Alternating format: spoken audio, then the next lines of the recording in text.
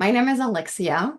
I am a romantic at heart, a mystic, you could say, and I've been in the past life a 3D artist for 10 plus years and worked with DreamWorks and a lot of different studios, and I can talk about this later. And today I mentor women. So I help women really reconnecting to their feminine essence and talk a lot about what it means to build an empire the Empress way. And it's a little bit of a, you know, not a wordplay, but a reference to the fact that a lot of women in our generation went into the world and their adult life feeling like they need to have all of their stuff figured out. And a lot of years into their life or into their careers, and I'm not saying that's all women, but it definitely has been me, and it's been a lot of women that I've been talking with. Just have this sense of confusion, of burnt out, of what is wrong with me, and how do we reconnect that to what is the feminine nature, and how do we do life? How do we create impact? How do we love? All of those things, not like a king or an emperor, but like an empress in a way that is really congruent with who we are and how do we set ourselves up so that we can win. Mhm. Yeah, it's so beautiful because it really points to the fact that there is a different way, right? There is like power can look so many different ways, and I think that that's something we're starting to understand is that there's feminine power and masculine power, and one is not better than the other. They're just different. And when we really align with that, I've noticed in my own life, it's just like we're able to create from such a more authentic place and we don't get burnt out, and it feels more in alignment. And so I'm excited to dive into that more with you. But before we do, I'd love to hear a little bit about your story. How did you get into this? Yeah, what's your story that got you to where you are today and interested in Yeah, this topic? yeah. Um, yeah, I'd love to talk about this. And it's hard for me to um differentiate my career to my love life when I'm talking about where I'm coming from and where I'm now and why I am now. Um, and why I am where, wait, I got lost. It's hard for me to differentiate the two, meaning the love life that I've had in my past, in my career, and where I am now and why.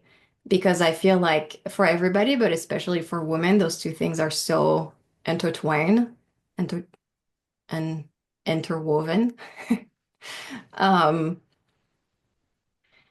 I've grew up with this idea that before I would settle down, before I would have a family and all those things, I really needed to crush it professionally and have a full career and just be at the top of I don't know what, but at the top of something, right? And so it was kind of like those two separate things where I would work really, really, really hard and I was really career and achievement driven.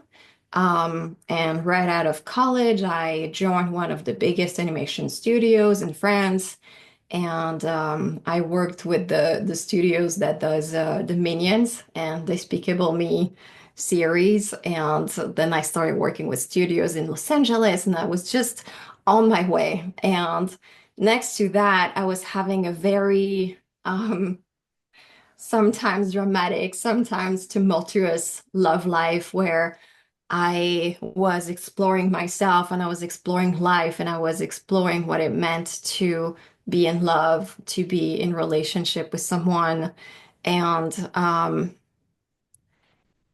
there were, for a long time, a lot of things that were just not working out. And I didn't understand what. And I came to a sort of breaking point in 2020 where um, I was at a really good place.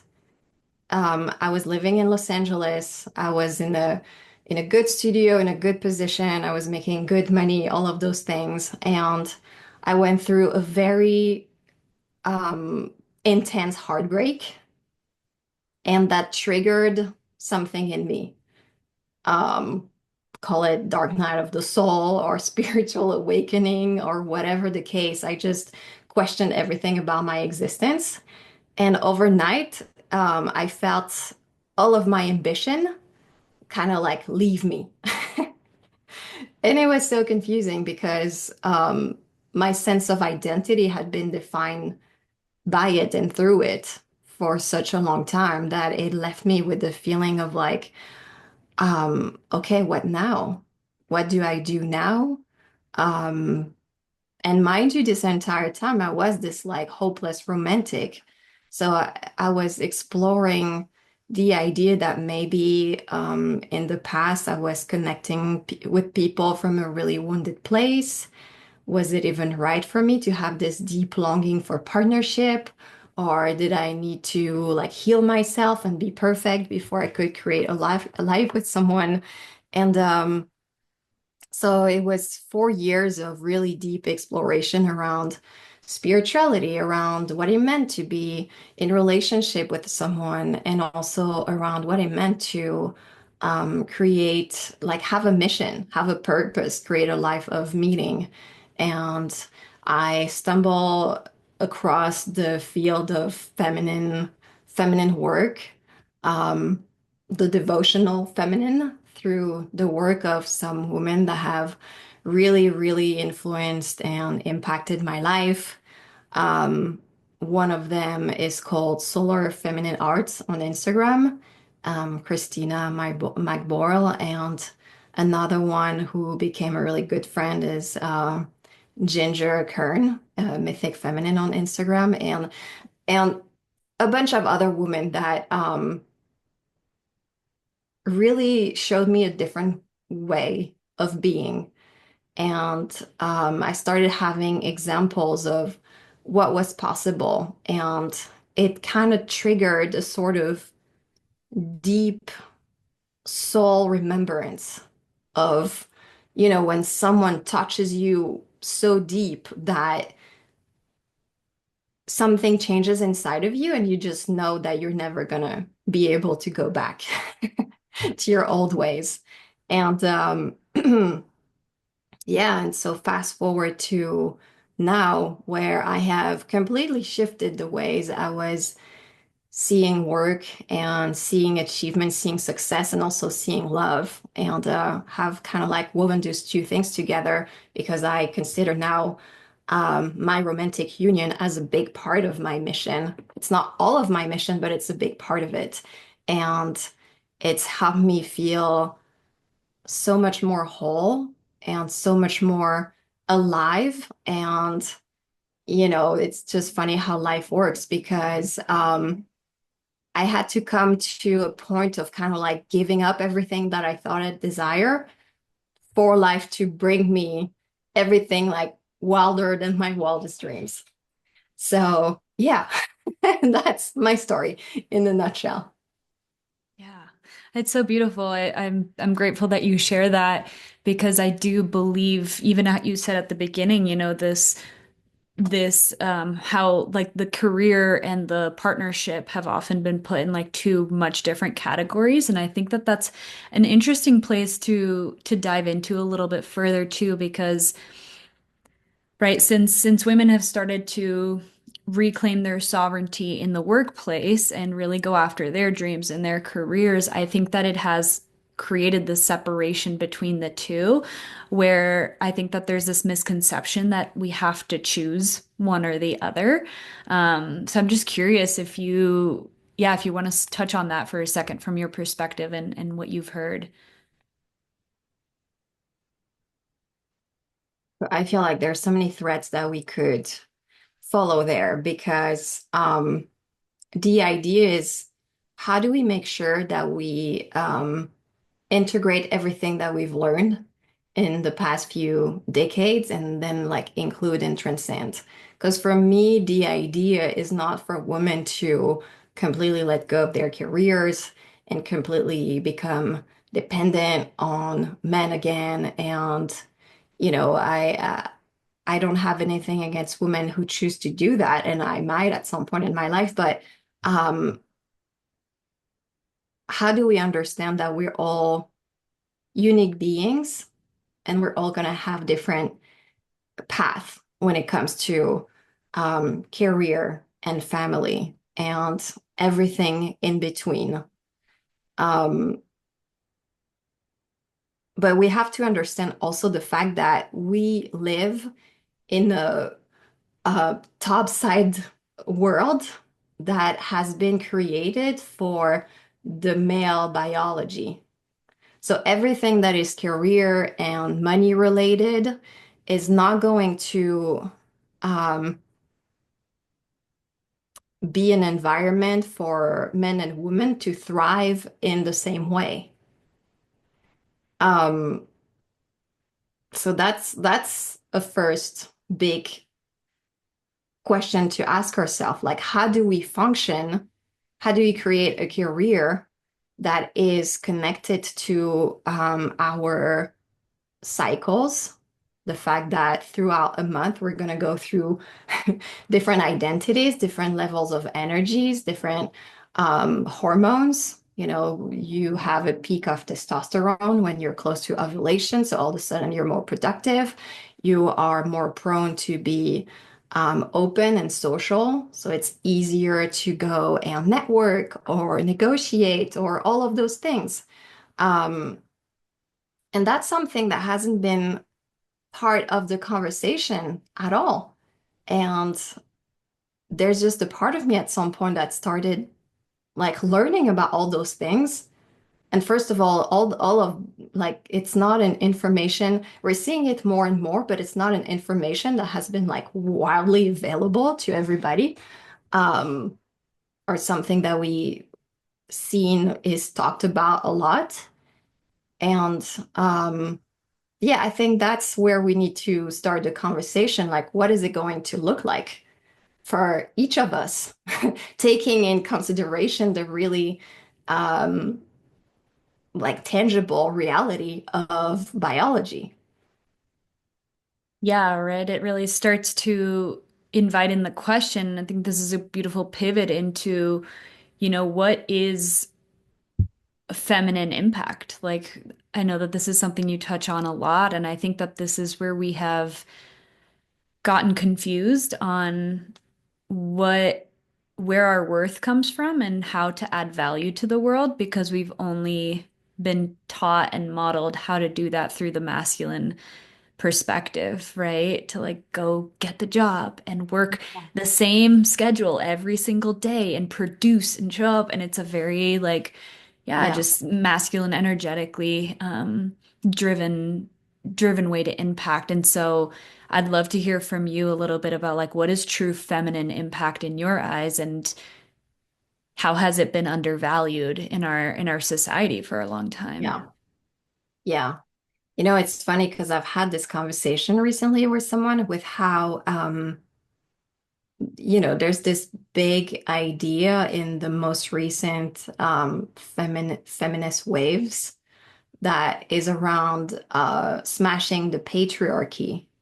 But somehow the way that we've been taught to build and be hyper independent in our lives is kind of like the return of the patriarchy through the back door, because we're taught of being and doing all those things in such a masculine way, and and it gets really complex, and that's why I feel like it's almost a taboo topic, just because there's like so many layers of complexity. We don't know anymore what we're talking about when we're saying feminine, masculine. Are we talking about the body, like the maleness and femaleness of the biology? Are we talking about energetics, like yin and yang and alpha and omega and all those things? And like, what exactly are we talking about? And I feel like um, it's rare for people to have a really clear idea of everything that is included in the semantic that they're using. So I like to make this distinction between those two things whenever I can, because I think that we are all both feminine and masculine, right? At a soul level. We're going to use our feminine energy for some things. So that's why sometimes I like to use yin and yang, because then it's more clear that we're talking about like an energetic makeup. Um, Wait, what was the question? How, Impact, oh, impact.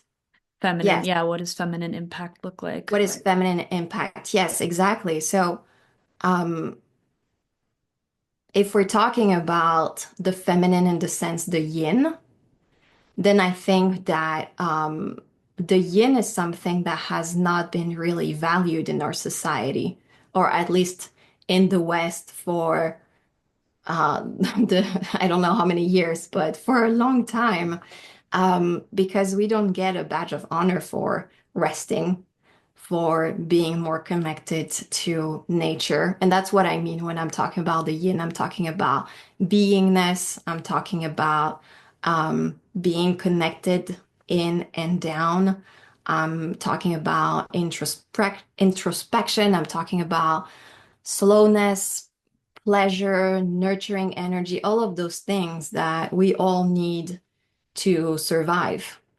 And that's why I feel like a lot of women have been really prioritizing um, creating impact through their masculine, their yang energy, which is what we associate with the definition of success in the top side world, without realizing how much impact we can create all around us, really, all of the time, and especially through romantic relationship, which we can talk about at some point too. But um, like the love energy that is coming through the heart of anybody, but especially through the heart of a woman, and the way we nurture ourselves and the way that ripples out to everybody around us, like this is impact to me. And this is not um a type of impact that I feel is getting the the rightful honor and the rightful reverence. And I think that that's something that starts from the inside out. Because for me, a lot of my work has been around really rewiring my brain and my own relationship to rest, to my feminine energy, to what is success and what is productivity and all of those things. Yeah. And so let's dive into that a little bit more. Like, what does success to you mean now, through the eyes of the feminine, the yin? And yeah, like how can we start to value that more within ourselves? Because I do agree as well that like it starts with us. Everything we want in our lives, when we want to see more of it externally, it's like, can we become the person who values that and embodies that first? And in our relationships too. And so, what has that looked like for you now? Uh-huh. Yeah. That's a great question. Success. I want to say a regulated nervous system, a nourished body, a radiant heart, um, deep connection to people, like deep conversations, things that really fuels the soul. And that can absolutely include worldly success. And that can absolutely include wealth and doing things like working in ways that really like light us up and all of those things. But it's a balance. It's really shifting our gear to something a lot more holistic that values and I remember that was my friend Ginger that said something along those lines, like I wish to live in a world where um, a woman who is birthing a baby is seen as valuable as $1 million business. Yeah. Yeah. That's the world we're here to recreate, right? I think at some point Uh-huh. that was the world we lived in before this patriarchal society came to be. But it is, I mean, just the absolute honor that it is to be able to birth the next generation and the just the impact that the feminine alone has had on this planet that, like you said, hasn't been valued as deeply. But when you actually sit and think about it, I mean, we've been like right the beings that have created the generations that are here. We have birthed, we have nurtured, we have created the home, and there's so much value in that.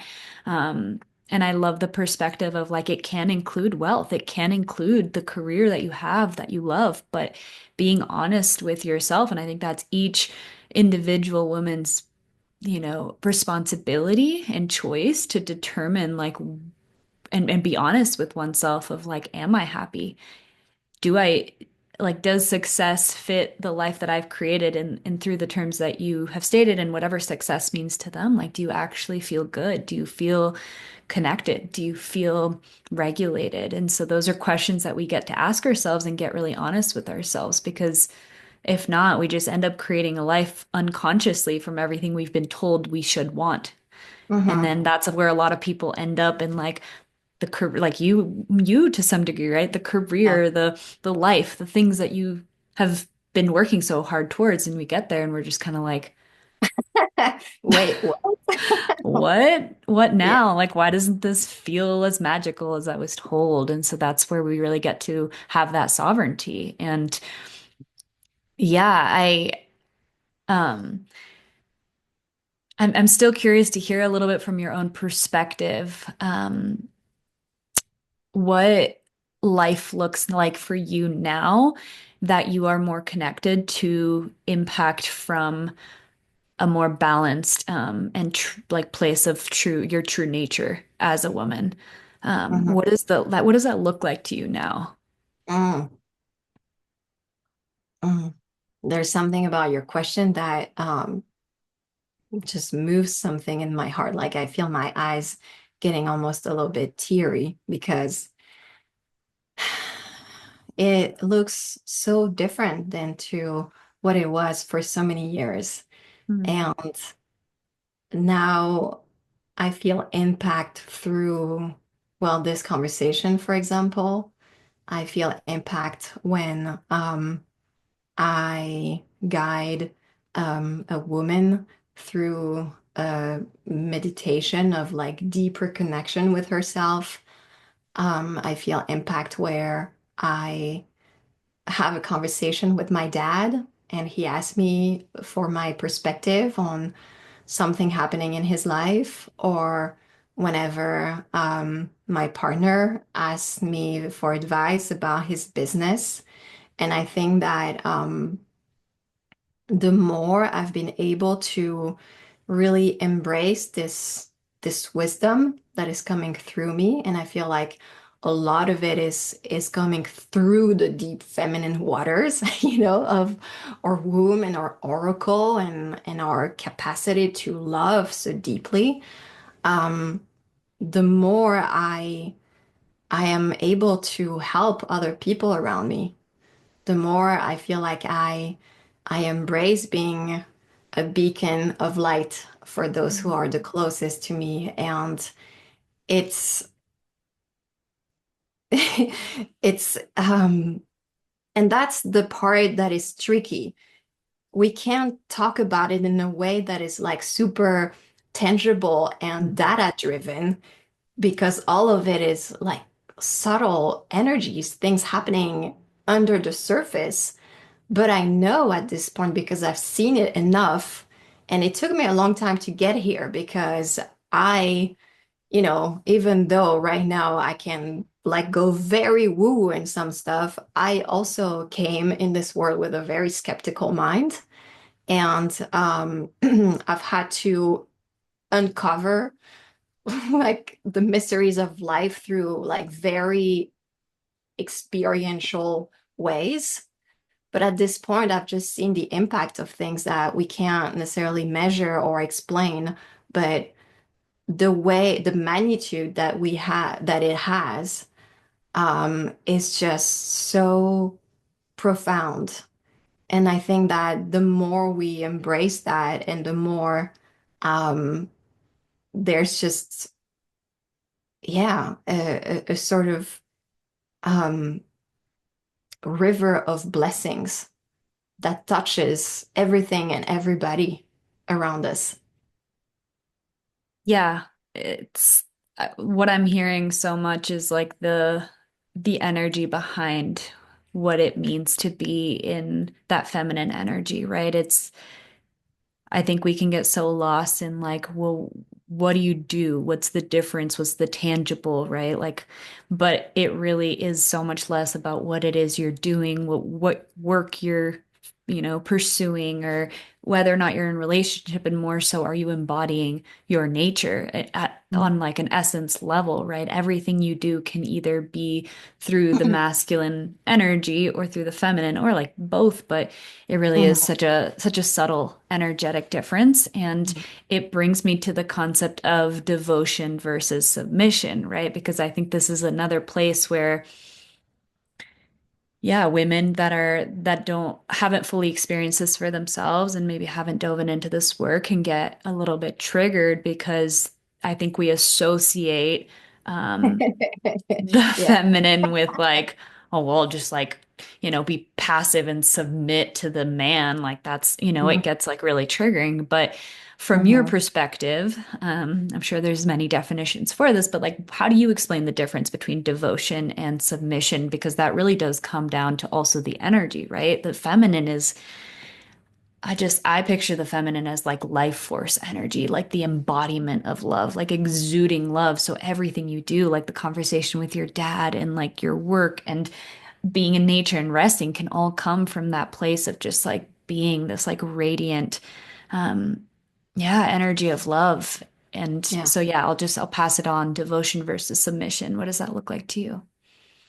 Well, first of all, devotion um, is not, we could say that it's a feminine energetic, but it's something that is lives in both men and women. And it's certainly going to generally look pretty different. But I don't believe in devotion as something that is like a one-way thing. And I think that people get triggered sometimes when they hear about devotion because, again, they don't have the right semantic behind it. If you really look into the definition of what is devotion, there is nothing that is um, oppressing or disempowering about it. And I also, so that touches something that I think is also really important in this whole movement that we're seeing right now and going back to the more feminine ways, is that if you go full feminine and you forget the fact that there is both feminine and masculine energy inside of you, then you will have a tendency to lose yourself and to lose your spine and to lose your discernment. And that's where a friend of mine, Rob, talks about this Taoist concept of steel enveloped in cotton. Hmm. There is the softness, but then there's something that holds you straight.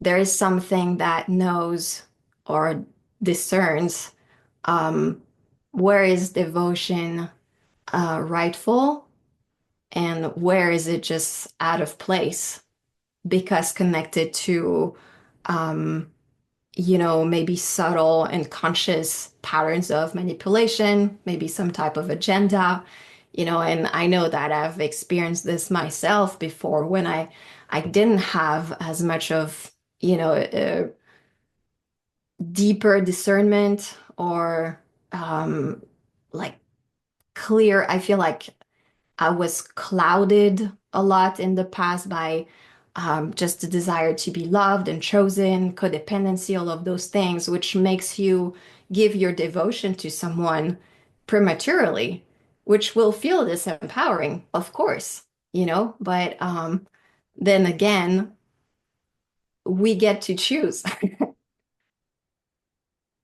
Yeah. Yeah, it's all about the underlying intention and where it's coming from, right? Because if it comes from like a shadow place or manipulation or all of that, then it's going to feel a lot different. Um, and so what does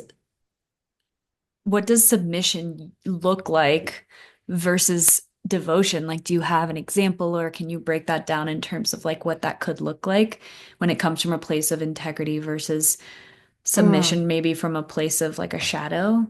yeah. Mm, submission is submission is a place where you are going to lose your sovereignty. It's something that essentially is asking of you to give away your power. Now, I know that some people choose that intentionally, either as a kink or a way of life. Like I've seen it. And and if that's their choice, it's okay. But submission is going to inevitably mean that you take your center, which is your essence. You could say God, source, the universe, and you put that center into something else or someone else. For me, that's what submission is. Devotion always keeps you connected to your essence and the seat of your power. And you also choose to open your heart to love and to service. It's a beautiful way of putting it. And it's also because of that symbiotic nature, right? Of like when we open our hearts and allow ourselves to be in devotion to not even just our partners, but to life, to nature, to whatever it is that we feel is worthy of that devotion. It's a symbiotic relationship. I feel like we, as the expression of love, are doing ourselves a disservice when we are so stingy and closed off.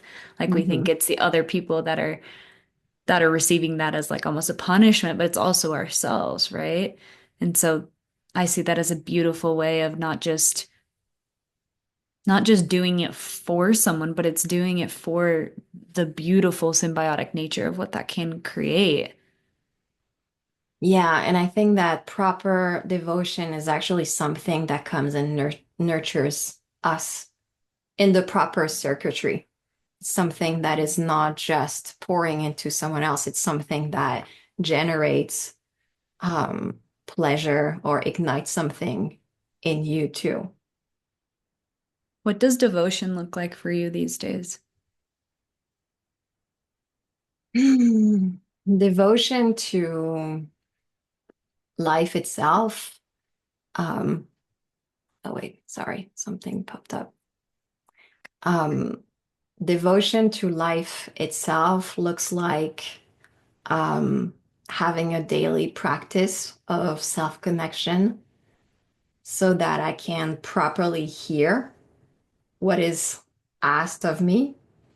And that's something that took me years to develop in terms of like being able to differentiate what is like very, from the mind, like very heady, and what is something that is moving from beyond that place, like from my heart, from my soul, from the beyond. And through that deep listening, um, I start moving. I start deciding, okay, what is the current of my life for today, for this month, for this year?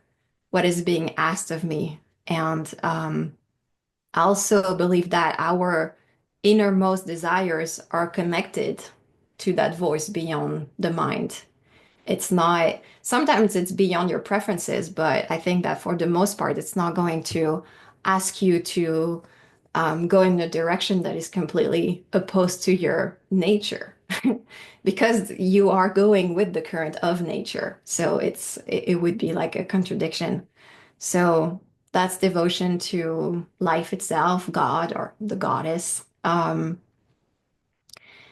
And I think right after that, there is devotion to my household, my union, and beyond myself, making sure that I'm well nourished and making sure that I'm taking care of my health, then I'm going to from that place, because if you over pour into other people from an empty cup, then again, it's a distortion.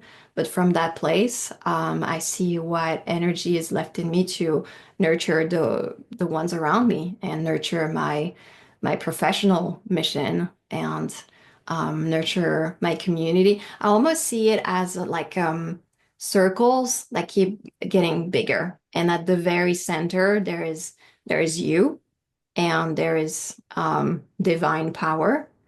And then what do you put in each extending circle? So for me, there's like me, and then there's my partner and our household and our projects together, our future children, and all of those things. And it's kind of like whenever you have more resources, inner and outer resources, then you can extend the circle to the next level. That's a beautiful analogy. I love that. Yeah, and it really puts things into a visual understanding because for so many women, the story has been the opposite of that, right? It's Mhm. like pour into everyone else first, Yeah. do all the things that are required of you first, and then if there's anything left, pour into yourself. And that's understandable then why so many women feel burnt out and exhausted and resentful and yeah, struggling with their hormones and all these different symptoms that come from that, where it's like just a little bit backwards. And Yeah. we have, yeah, perceived that as selfish, perhaps. But when you see it this way, you recognize that you are at the source and your amount of like the what you can offer Mhm. energetically, literally in all the ways, is comes from that capacity that you are first in devotion to self and God, goddess, higher Yeah. power, whatever that means for you. So I love that Yeah. analogy. And that's the reason also why we can't talk about devotion without talking about self-responsibility. Because I feel like a lot of the ways that most women have been raised and taught is an inversion in terms of like you have to sacrifice yourself, you have to work really, really, really, really hard for things. And we haven't been properly taught how to take care of ourselves first, how to deeply understand our design, our nature. What do we truly need? What do we truly need as women to function the optimum way? What do we truly, and like it's so dumb, but it's the most basic things like sleep, nutrition. How much do we actually know on how much sleep we need? What are the nutrients that are good for our hormonal states at each phase of the cycle? Like small things. I feel like I'm learning right now about nutrition around all of those things, and I'm 33. There's a part of me that's like, this is absurd. Hmm. You know what I mean? When this is the lowest hanging fruit, this is the first thing that we should be addressing. So that's one thing of self-responsibility. Do you deeply know yourself? Do you deeply understand yourself? Like your makeup, how you're functioning, not just your biology, but also your energetic typology, which is different for each person.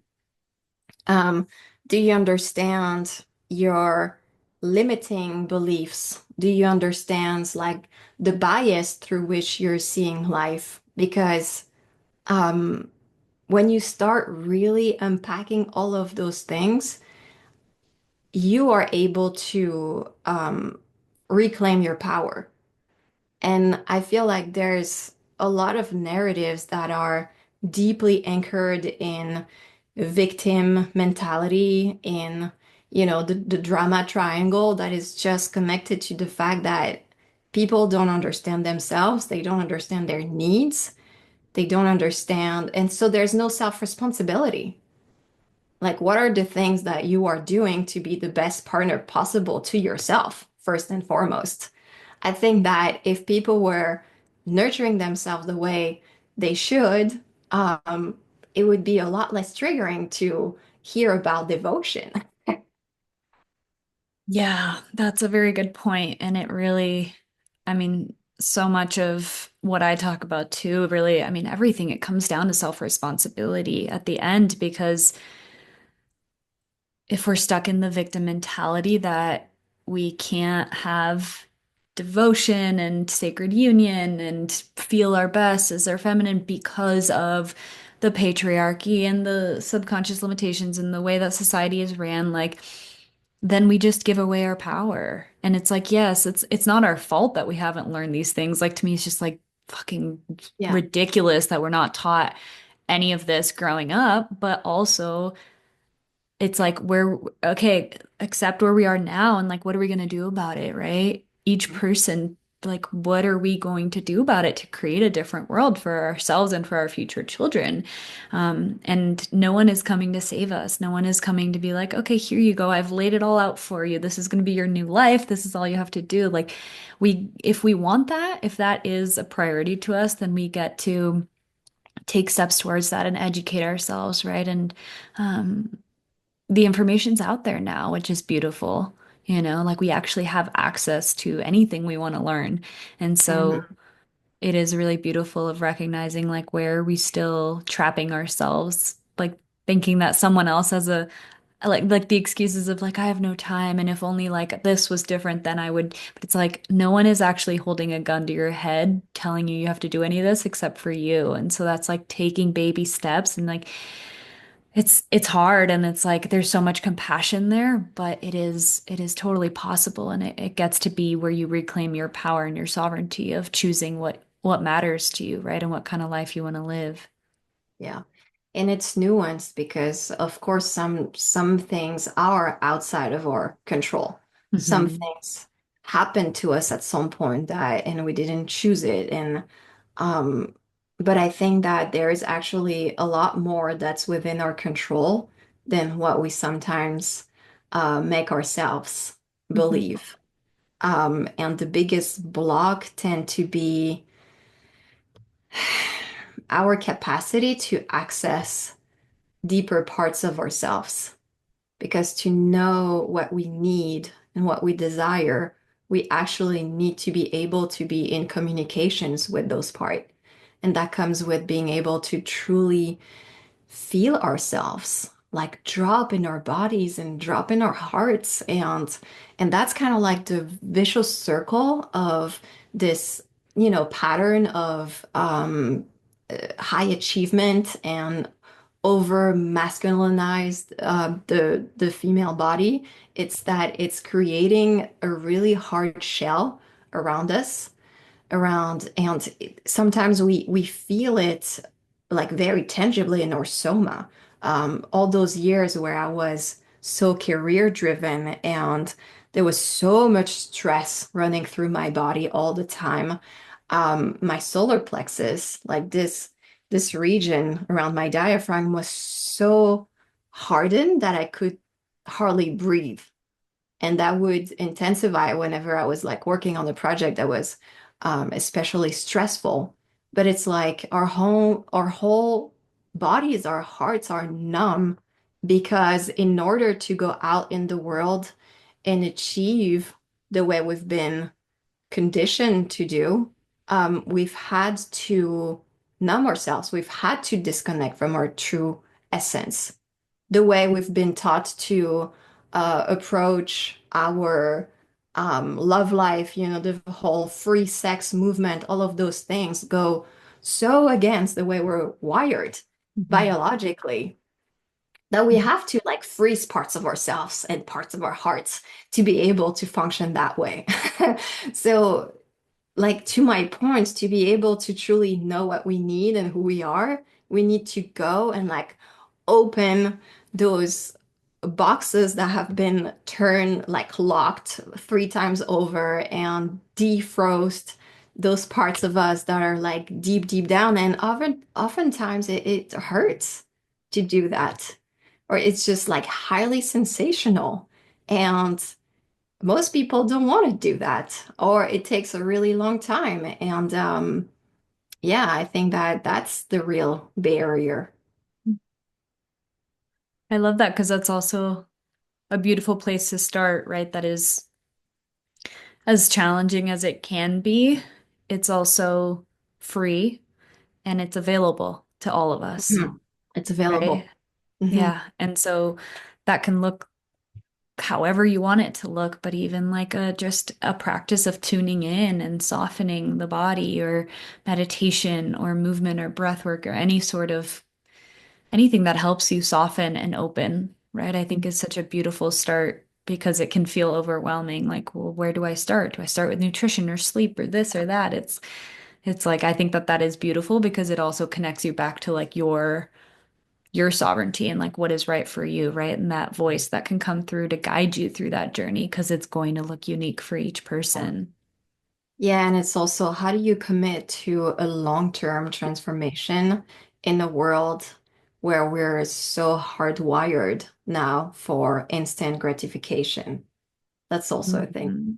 Like dopamine addiction, all of those things that are taking us again like further away from our nature, not just as women, but as humans, which Yeah. is another like rabbit hole. Yeah. There's so many threads, so much here, but I love that and I want to pivot and dive a little bit more into relationship, right? And oh, it's such a big topic as well, but but especially like, going on with the theme of reclaiming our feminine nature and coming back into balance, um, and how we can start to do that within relationship, right? And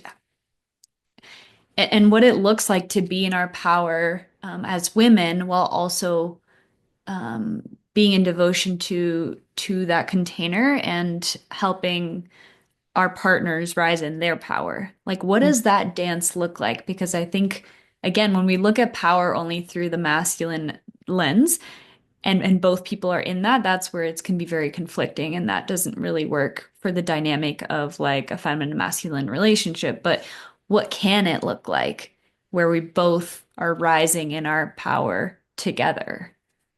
Mhm. Mm. I don't really know where to start because there's so many things that I could say, but I think that for the most part, we again do not realize how much influence and how much power we have in the sense of like um, the energy that we bring at any given moment inside of the relationship and how much that can shift the entire dynamic because and I think that's a very feminine thing, probably because of the way our brain is wired. We have this more of this diffuse awareness because of estrogen. So we're gonna um like see the vastness of things. It's like we scan the environment, we scan the situation, and we see everything that's wrong all the time. Yep. So we have a tendency of being so much more unsatisfied with the relationship that that men tend to be, right? And I think that's something that both men and women do, but from my experience, it's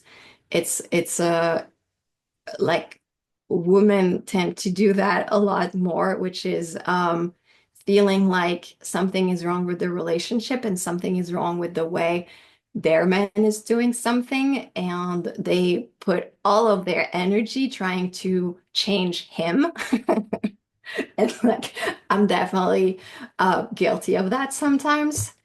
And being like, okay, let me figure out more strategic, like smart ways of making him see how he needs to do things differently when really, to the point of like coming back in our power, um, coming back into our natural radiance, our nurtured self,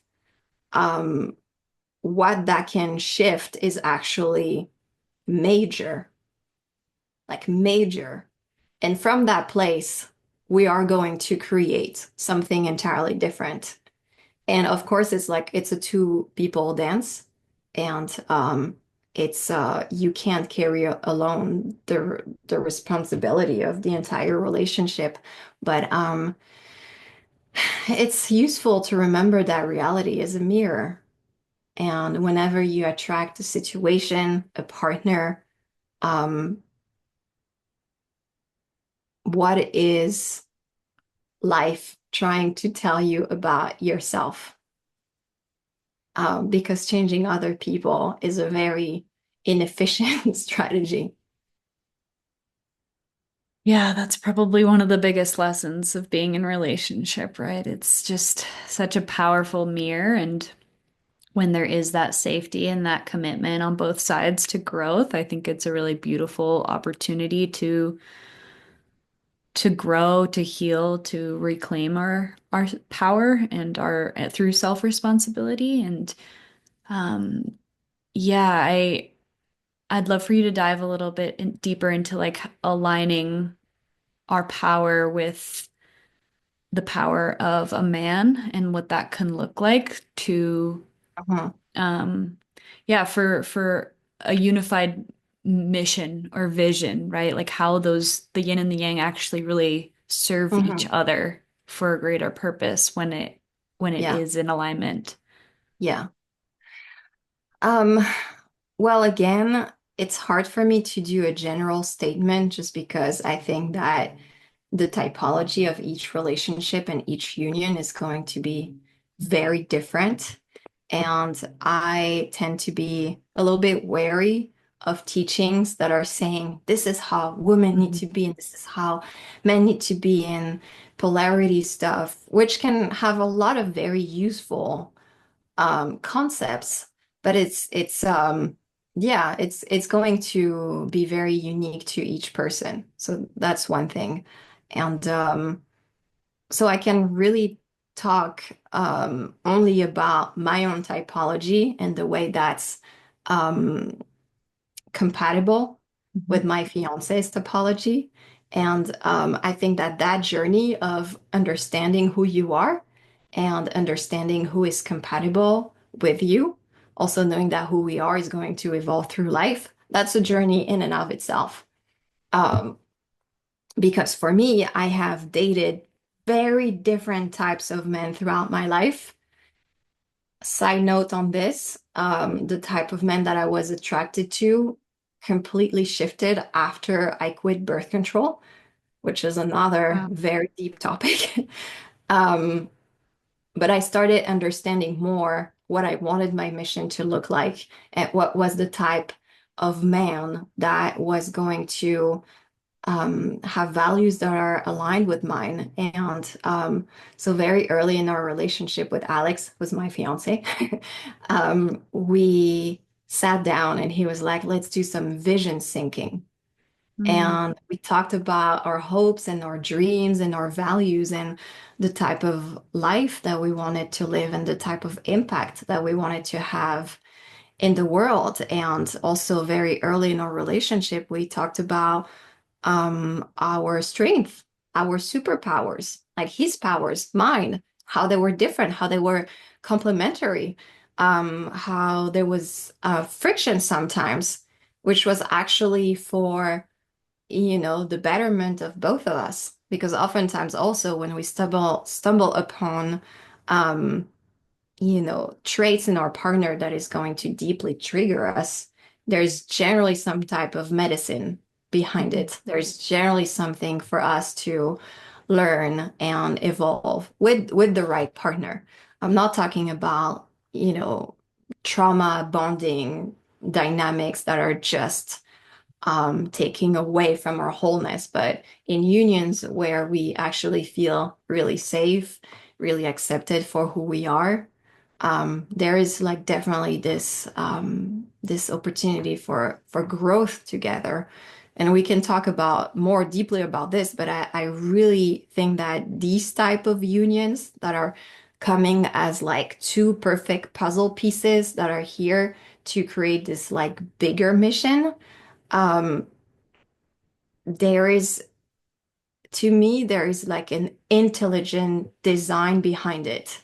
It's like perfectly created for two people to come in it and to be challenged in all the right ways, to grow in all the right ways. And it's really challenging too. Like, don't get me wrong, it can be very activating because it's the type of union where you're just not going to be able to hide or not for very long. And it's just going to bring up all of your stuff, all of the things that you haven't been looking at yet, all of the ways in which you're like invited to grow and step forward.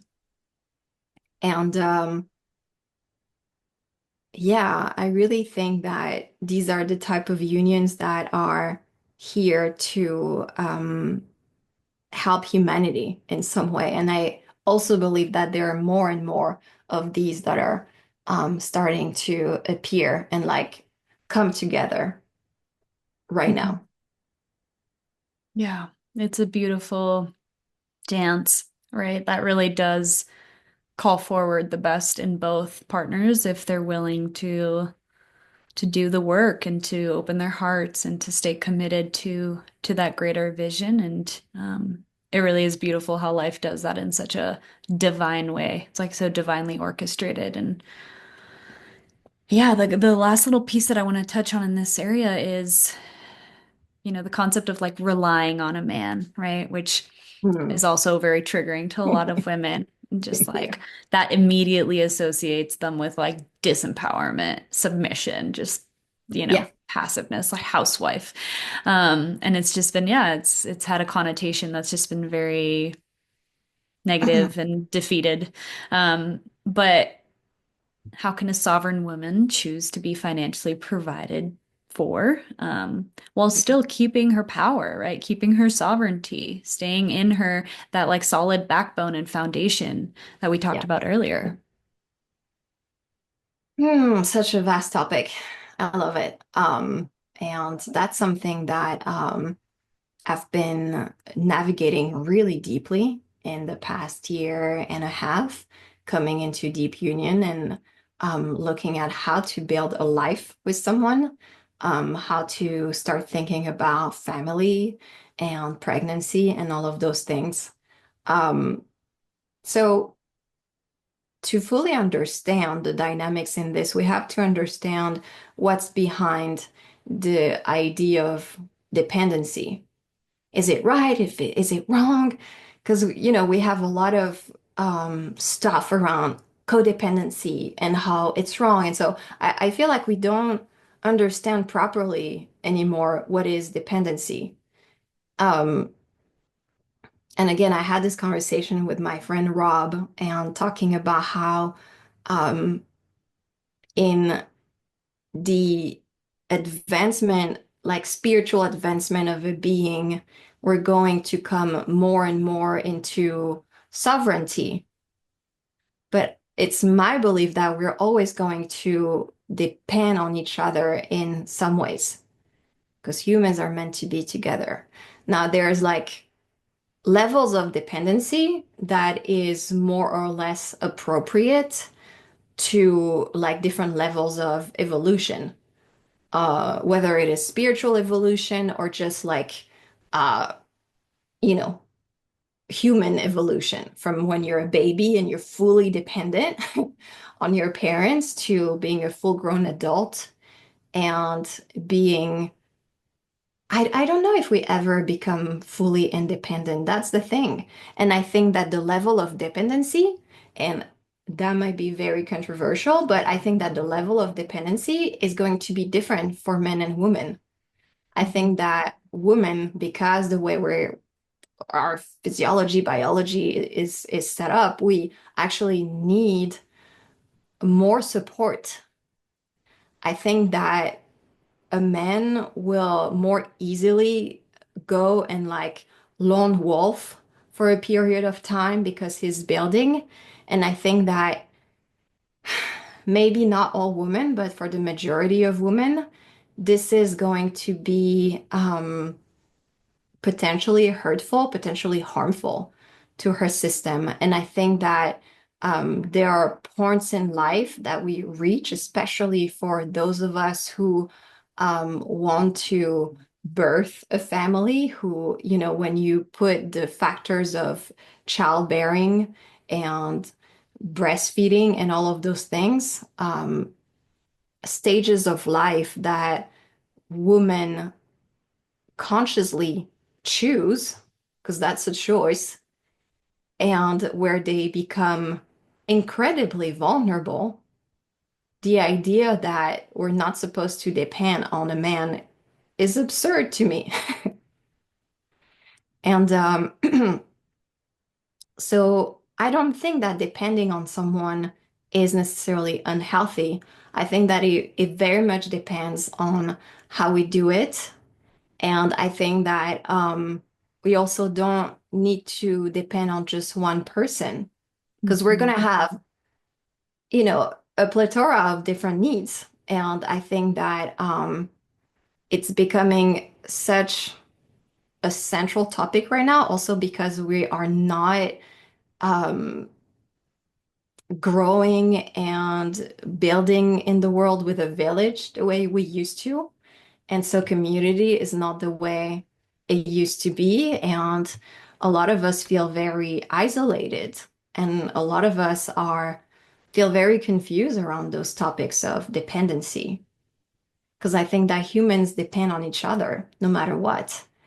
And yeah, to go back to the direct question, I don't think that there's anything wrong with a woman um, financially depending on a man. I think that it will depend on the place inside of her from which she's making that decision. Is Mhm. she in her power when she's deciding to create that life for herself or that season of life? It doesn't have to be an end all be all situation.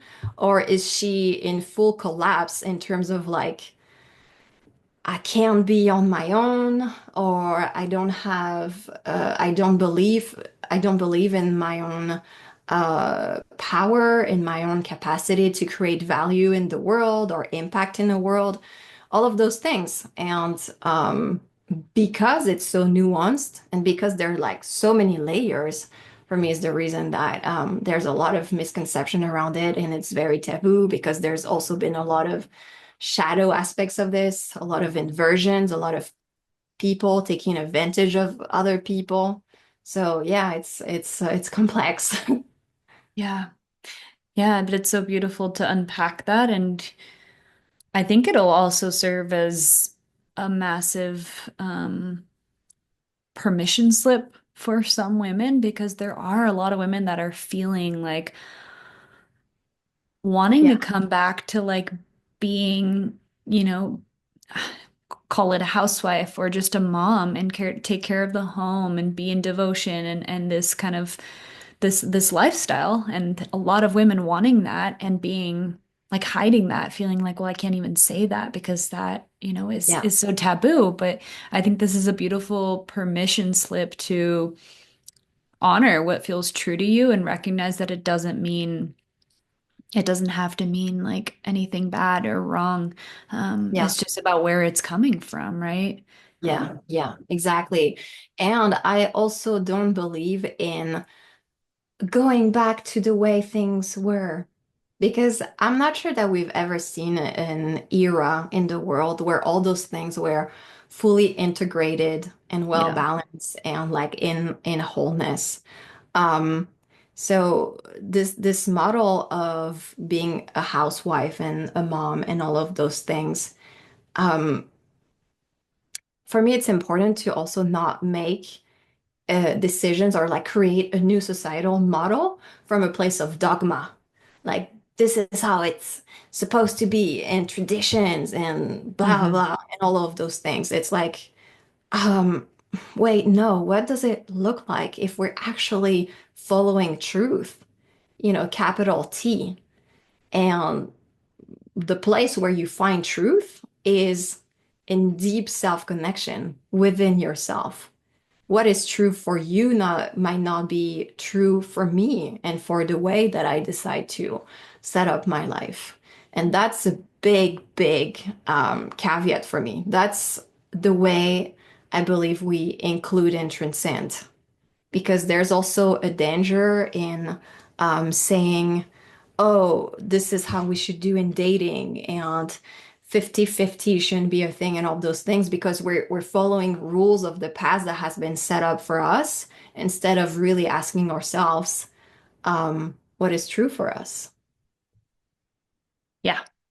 We can't go back. We're creating something new based on everything we've learned through all these different eras and times and I think we live in such a beautiful time in human history where we have more conscious choice to actually combine pieces of all of it and make it yours. And that is really beautiful. Like even, back in the time when housewives were like, you didn't really have an opportunity to work, like that was Yeah. also not a conscious choice for everyone. And that's Yeah. where like this break came free of like, but like I want to choose. And then it went to Yeah. like the extreme, like, oh, we kind of think we have to work. So now I feel like we're really finding the balance between the two extremes of like that sovereignty of like what actually feels true in your heart. And so I love earlier, the where this whole thing starts is that connection to self and that connection to the divine. And so this has just been such a beautiful conversation of showing what is possible for each person and opening up some new possibilities for what an empowering life can look like when it's in alignment with your true nature. Yeah.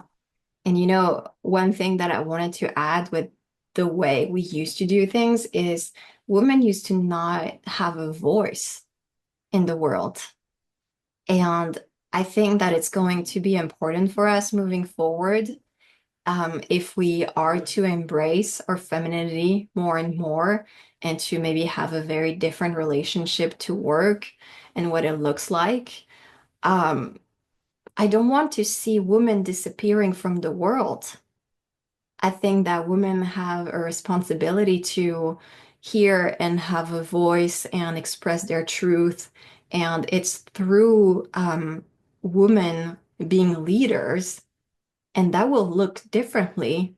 That will look different. I mean, women being leaders, that we are going to be able to see a shift in the world and the right reverence for the yin that we were talking about earlier, and maybe a shift in the workplace, and schedules that honor menstruation and the biology of women, and all of those things. And so, yeah, again, I think that that's the question of sovereignty coming back in the center of like, yes, absolutely. If you want to be a mother and a wife and financially provided for, I think that could be super beautiful, and you can have a massive impact through doing that. Um, and I also believe that you can do all of that while being in your power, while having a voice, while being visible in the world and influencing, whether it is at a very small scale or at a very big scale. But yeah, I don't think that those things are mutually exclusive. Yeah, beautifully said. It's really, we're all here with a different purpose and a different, um, yeah, way of sharing our voice and having an impact. And so I just think that this is a beautiful conversation to remind women that it gets to look different depending on what's true for you. And going on Yeah. that path is truly so empowering in so many ways. And so I really love that. And as we start to wrap this up, I always have a few rapid fire questions that I like to ask each guest for fun. So, the first one is, what is one of the most important lessons you've learned along your journey? Mm. Oh, that's a tough one. So many, so many, I think.